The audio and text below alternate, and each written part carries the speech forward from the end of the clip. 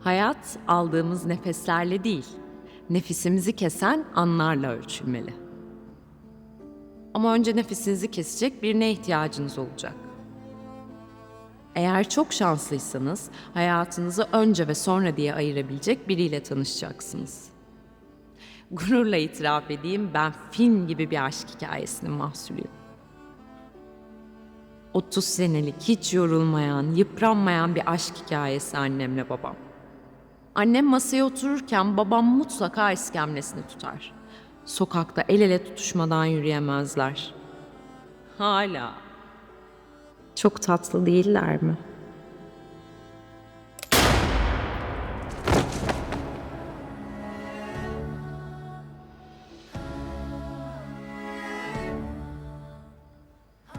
Ya da biz mi öyle sanıyorduk?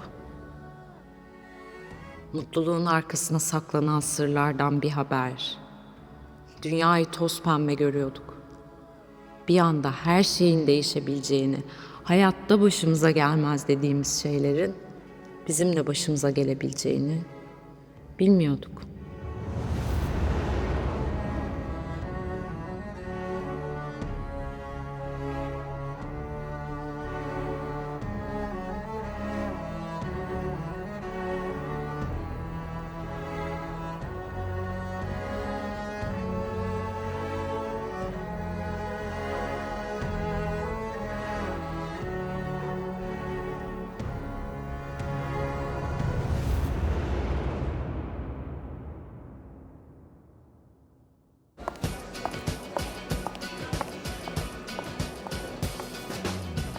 Saatim yok, tam olarak bilemem. Biraz canap önceydi. Nasıl oluyor? Vakit bir türlü geçmezken yıllar, hayatlar geçiyor. Kayıp bir bavul gibiyim havaalanında ya da boş bir... Alo, kapatmam lazım, şimdi konuşamıyorum. Adamlar peşimde, ben ara sokaklardan kaçmaya çalışıyorum. Uzun süre ulaşamazsan karakola git, tamam mı? Kızım sen ne safsın ya. Tabii ki de kazandım davayı. Elimde kapı gibi karar var. Öyle pusup kaldı hepsi anca. İnanmazsın, bir de davaya 10 avukat, 5 tane yönetim kurulu üyesi, bilmem kaç tane danışman falan. Öyle gelmişler yani. Ama Mega Holding paramparça. Paramparça.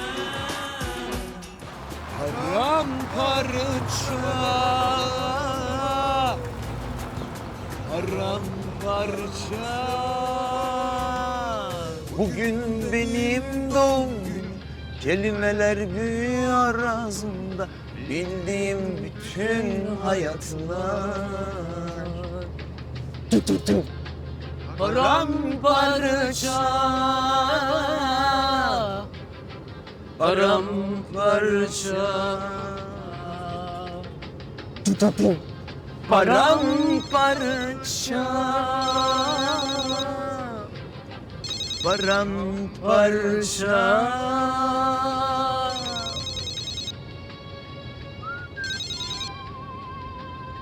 Açsan oğlum, niye açmıyor? Berna ya. Şimdi kıl tüyün konuşacak 2 saat. Ne?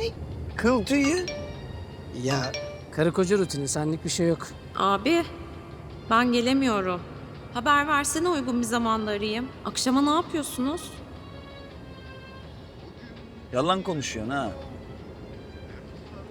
Konuşmuyorum. Al gibi konuşuyorsun. Anlarım ben. Bilirim senin bu Al Pacino suratını. Paramparça. Paramparça.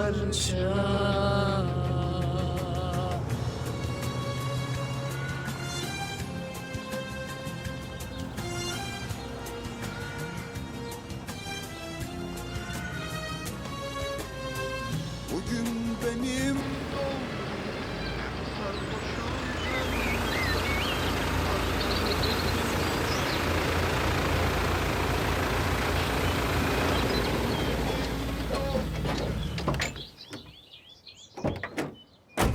Selamun aleyküm. Aleykümselam Kılıç Bey, hoş geldiniz. Nasılsın Adil? Çok şükür, siz nasılsınız? Eyvallah, sağ olasın.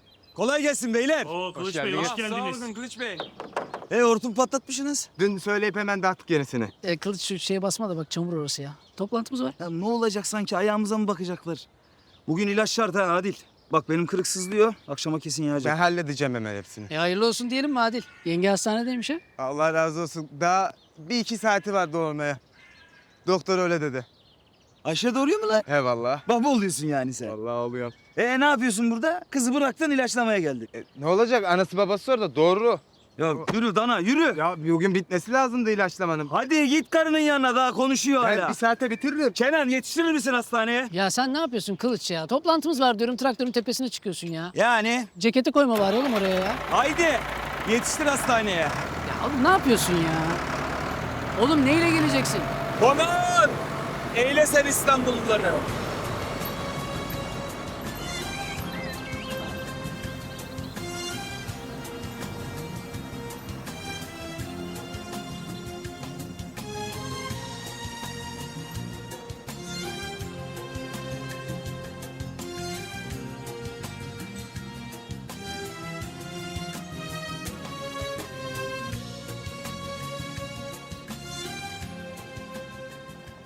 Mustafa, ahtapot atsana ama ızgaraya.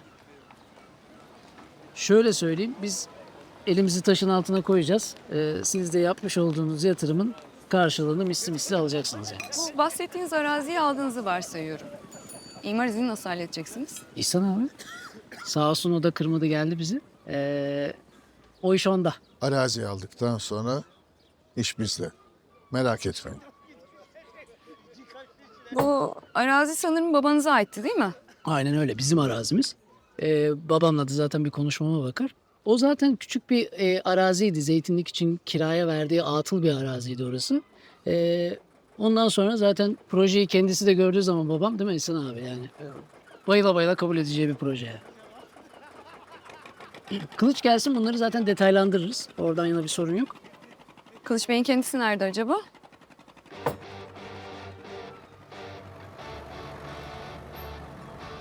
Kendisi de geldi.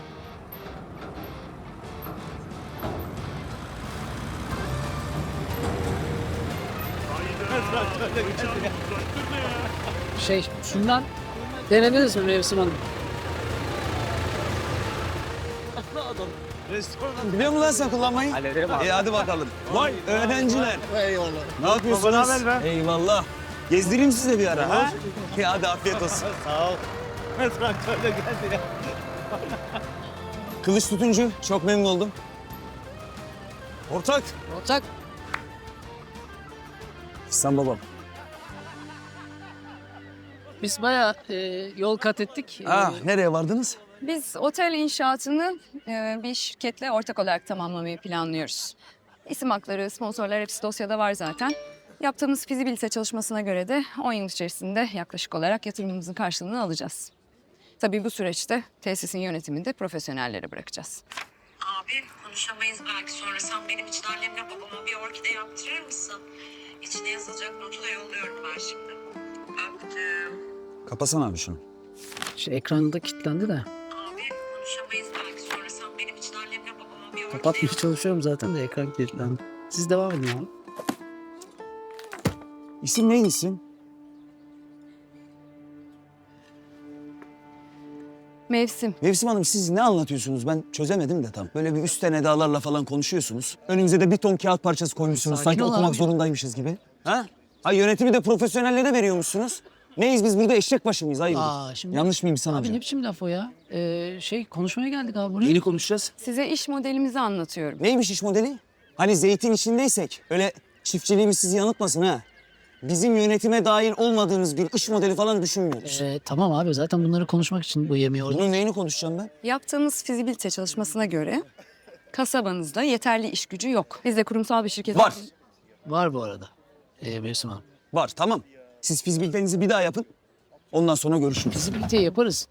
Ha bu arada kasaba da bizim, arsa da bizim. Eğer bu sınırlar içinde bir otel kurulacaksa o da bizim. Tamam. Tamam. Kılıç. Anahtarı o versene biraz benim. oldu. Ya Mustafa, ahtapot vardı ya bizim. Çok gel git yaptı o. Çok da koşturdu bugün biraz gergin o yüzden, yoksa sizinle hiçbir ilgisi yok yani.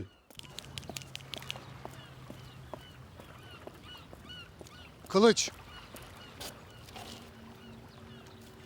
Kadın senle insan gibi ticaret konuşuyor. Sen masayı devirip kalkıyorsun. Ya kim ki o kadın? İhsan baba öyle bize yukarıdan bakıp ne yapacağımızı falan öğretmeye çalışıyor. Masada ben de varım oğlum. Tamam da duymadın mı ya? Ekart etmeye çalışıyorlar bizi. Neye sinirlendiğini ikimiz de biliyoruz değil mi?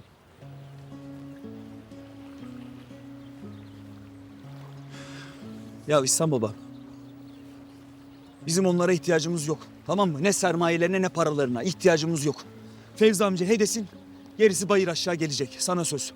He dedi mi Osman Fevzi? Senin ortağın olacak Kenan lafı dolandırıp duruyor. Ha şimdi babamla konuşacağım, ha akşam konuşacağım. Netice? Bu gece bu iş neticelendirilecek. Benim yarımım yok. Şu yıktığı enkazı da gidip düzeltip mecburen.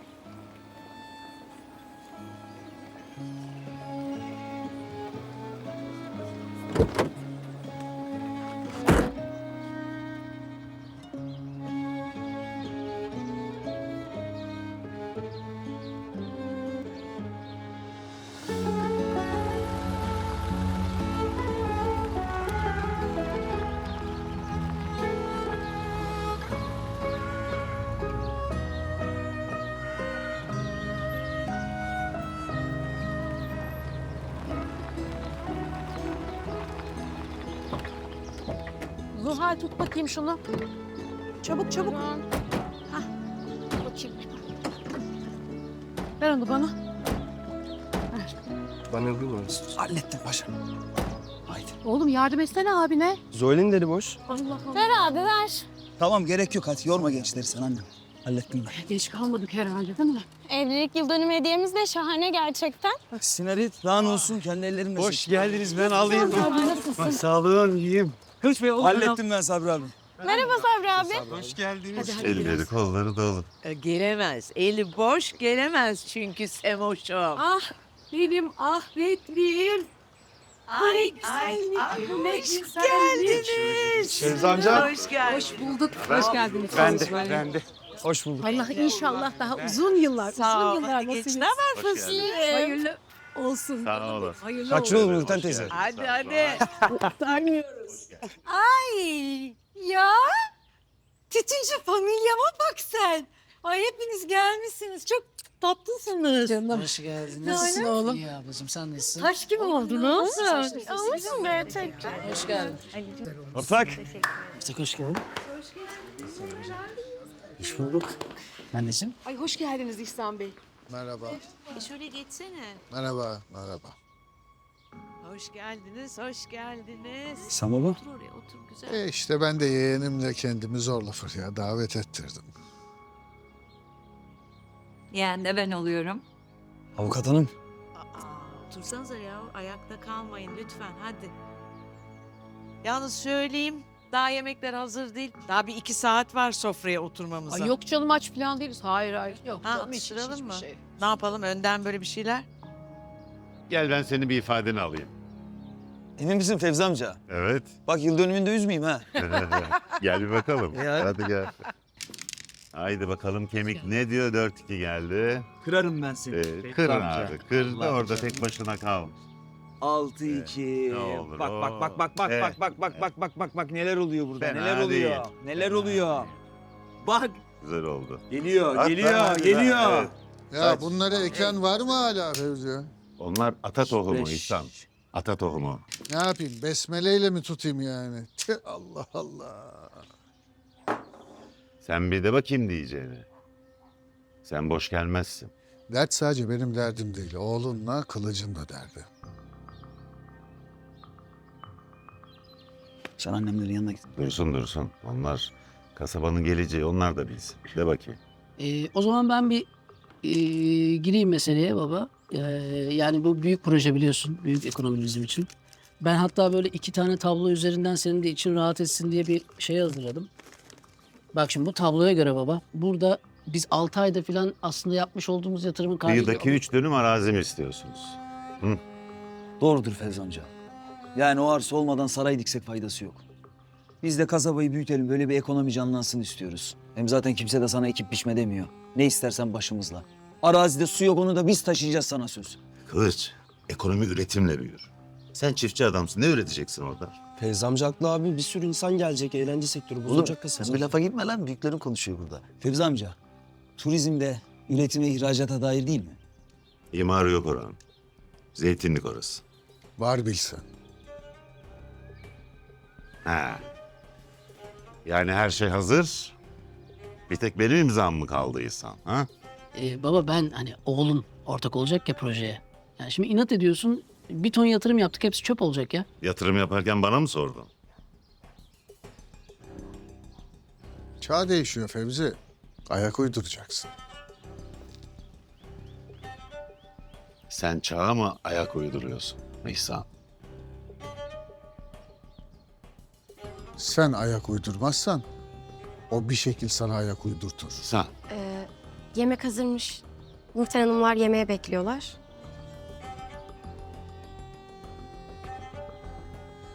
Hadi yemek yiyelim.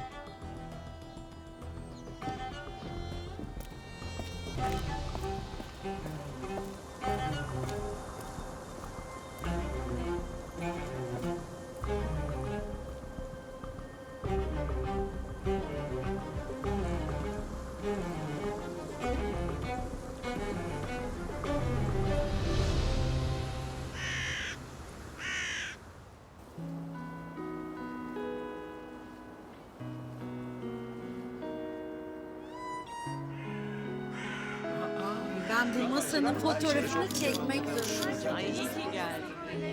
Gerçekten. Bir şey diyeceğim. Bunlar hep senin bahçenin otları. Evet, hepsini Zarife topladı. Vallahi her şey çok güzel. Bana dokunmayı neden Ay çok güzel olmuş vallahi billahi. Evet hepsi bak. Ya Beyci Hanım'ın marifeti. Sen neler yaptın böyle ya avukat hanım? Efendim özel güne özel tarif. O kadar balık almışsınız ızgarayla geçiştiremezdik herhalde. vay. Ben bunu çekmek zorundayım. Geçmeden Çekiyorum aşkım. Her yerinden çekiyorum şu anda. Airdrop yapacağım. Şöyle masayı da alayım. Ya fotoğrafını çeksene kızım. O zaman yıl dönümü şerefine. Haydi bakalım. Hadi bakalım.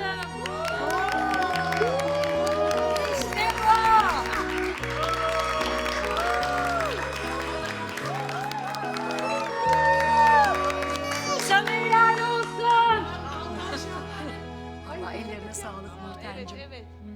Çok güzel. Aşkım ne yaptınız? Halledebildiniz mi Fevzi babayla? Gittiniz geldiniz ağzınızı bıçak açmıyor. Ne oldu? Neyi halledeceklerdi? Konuşulur sonra. Bu masanın konusu değil bu. Hadi başlayın servise. Beyce kızım sen manyaksın. Ben diyorum ki Kenanların açacağı otele sen baş aşçı ol, avukatlığı bırak. Bitsin gitsin bu iş değil mi aşkım? Boşuna mı hukuk okuduk Berna Hanım? Yani oteli yapabilirsek olur. Yapabilirsek ne ya? Tabii ki yapacaksınız. Nurten anneciğim, Kenanlar bu kıyıdaki arazilerin neredeyse hepsini toplamış. Öyle bir tane falan kalmış galiba. Baya otel yapıyorlar yani. Ama şimdiden söylüyorum. İçerisine tam teşekküllü spa yapmazlarsa boşarım oğlunuzu. Allah Allah. Beyci de burada değil mi avukat hanım?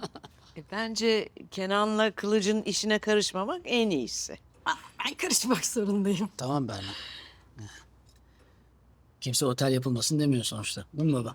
Yani. Aman çok güzel olmuş. Evet. Bak, tam beni bunalttınız. Şimdi avukatımla konuşun. Ela mı? Ela. Evet.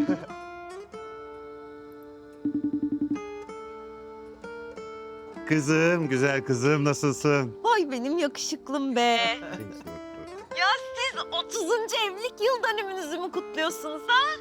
Evet, 30. yılımızı kutluyoruz. Evet. Ya annem nerede? Ne yapıyor? yapıyorsun? Vereyim Ver, bak ver, tam ver. karşımda bak duruyor. Oo, herkes orada Ver ama. bakayım, ver bakayım. Anne, Tatlım benim. ay bu ne güzellik Nurten Hanım. Bambi, nasılsın? İyiyim anneciğim, sen? İyiyim, çok teşekkür ediyorum güzel çiçeklerine. Ne demek annem?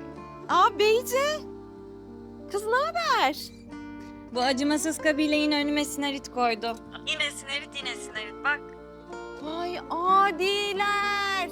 Tuzla balık mı yiyorsunuz? Al kızım götür şunları sana zahmet. Ben ne yapayım ya? Pizza yiyorum ben de işte. Sinarit niyetine. Ya o kadar güzel yapmış ki inanamazsın. Çok becerikli bu.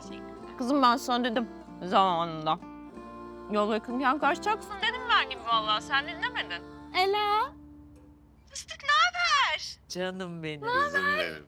Evet evet. Hadi Ela'ya dalıp da soğutmayın yemeği. Afiyet olsun. Merhaba Ela abla. Ela abla. Merhaba. Herkese. Çok özlüyoruz.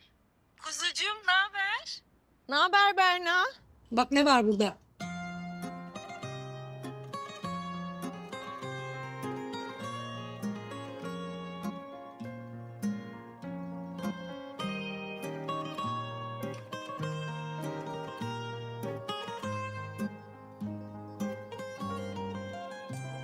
Pardon, bakar mısınız?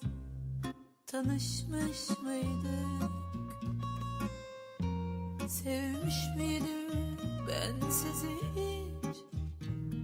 Sevişmiş miydik? Pardon, daha önce konuşmuş muyduk?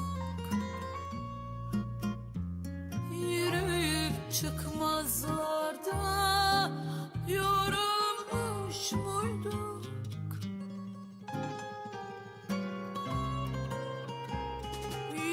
Yüzünüz ne kadar da aşina.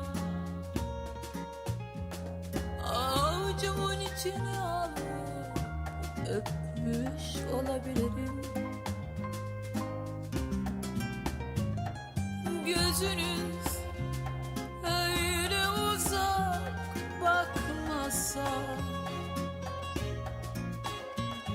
sizi tanıdığıma yemin ederim. Peki bu şarkıyı hatırlar mısınız? Yakalayacağım seni Ela. Beni geçemezsin kılıç. Geçtim işte.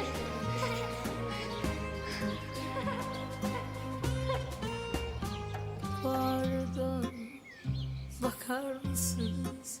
Adınız neydi sizin? Yakalayacağım seni kılıç. Baş harfini göğsüme yazmış olabilirim. Geçtim işte.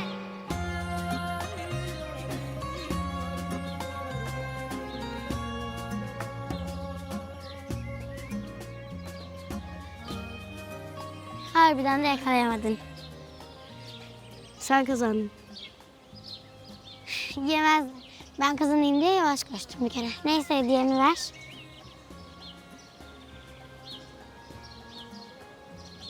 Aa, martı çıktı. Seninkinde ne çıktı? Deniz dalgası. Martı olup uçacağım. Her yere gideceğim. Uzaklara gideceğim. Nereye uzaklara? Hani demiştim ya akıllım. Her yere gideceğiz. Ben denizim ya. Nasıl geleceğim? Sen gelmezsen ben nerede uçacağım? Beni bırakmazsın değil mi?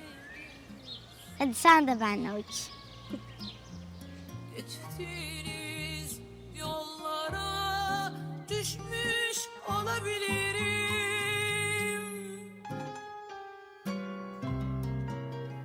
Yüzünüz ne kadar aşina.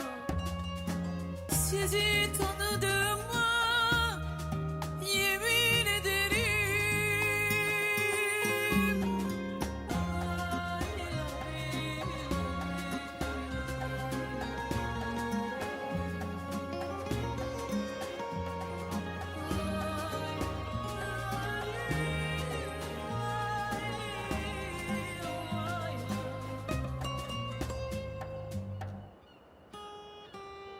Peki bu şarkıyı hatırlarsınız. Senin böyle bir tarifin mi vardı ya? Bak geliyorum de hemen arabayı göndereyim. Ya babam ya. Aman nasıl gelecek? Onun gene 1000 tane toplantısı var. Bak annen Etmeyin Ela ablamın üstüne ya.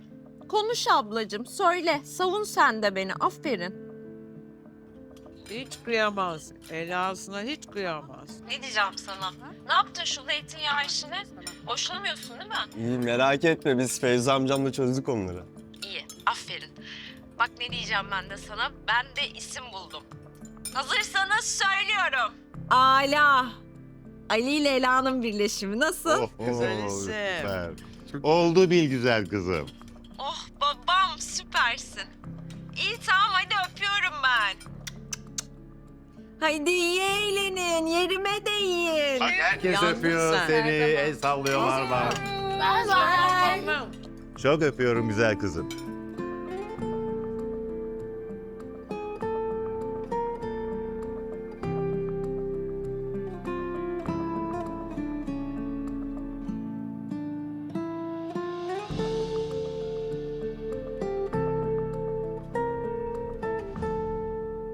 Yaptı yine şovunu şehir bebesi.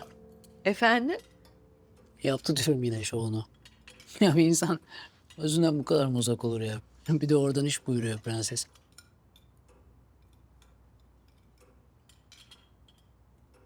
Yalan baba. Bir de oldu biliyorsun. Ne olur diyeceğimi sana mı soracağım lan?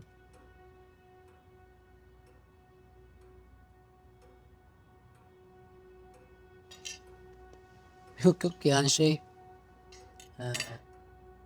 zeytinyağı markası falan diyor ya, fenomen olacak ya hanımefendi. Oradan satış falan yapacağını zannediyor. Kolay zannediyor bu işler herhalde. Niye olmuyormuş? Tamam Kenancığım lütfen. Sofranın tadını kaçırmayalım ama olur mu? Oluyor, doğru söylüyorsun. Ela isteyince akan sular duruyor değil mi baba? Ama biz yani sabahtan beri seni ikna etmeye çalışıyoruz burada baba. Sen yani hiç oralı bile değilsin ya. Evladın değil miyim ben senin? Kenancığım neler söylüyorsun oğlum? Nasıl? Beğendiniz mi? Dur Nurten dur. Dur. Sen bir eteğindeki taşları dök bakayım.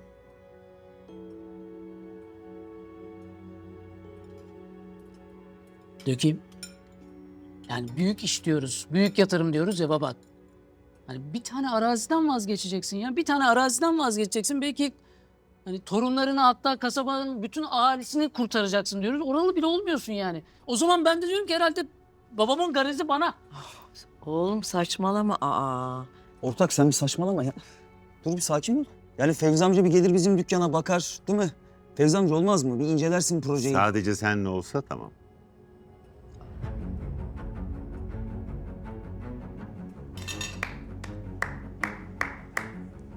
Sonuçta babam ağzındaki baklayı çıkardı. Çok sağ ol. Yani çok sevgili babam oğluna güvenmiyormuş. Olay buymuş yani. O zaman ben de senin eski kafana güvenmiyorum. Kenan lütfen ağzından çıkanı kulağın duysun. Aa. Yani tohum dedin, domates dedin, tarla dedin, ağaç dedin, ata tohumu dedin. Tamam bunlar eskidi artık ya. Ben sanki bilmiyormuşum gibi. Mega proje diyoruz yani. Büyük proje diyoruz. Benim evimde böyle konuşamazsın. Tepsi. Doğru. Senin evin doğru. Senin tarlan. Değil mi? Her şey senin. Hepsi senin zaten. Ben burada boşu boşuna Abi, anlatmaya oturur musun? çalışıyorum. Tamam madem istiyorsun, madem öyle ben o zaman hiçbir şey yapmayayım. Ben o zaman sen beni nasıl layık görmüyorsan ben de seni babalığa layık görmüyorum. Terbiyesiz. Terbiyesiz. Bırak abi. Abi bırak. Siz çıkın dışarıya. Gel. İyi akşamlar. Kenan. Kenan. Ne yapıyorsun Allah aşkına ya?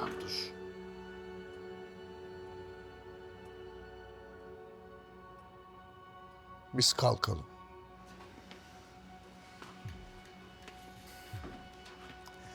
Fevzi amca yani bu da biraz ağır olmadı mı? Affedersiniz yani. Hadi şu. Canan. Hadi anne. Canan, Paltolarımızı alalım mı? hadi çocuğum şey yap. Tabii hemen getiriyorum. Bir şey oldu.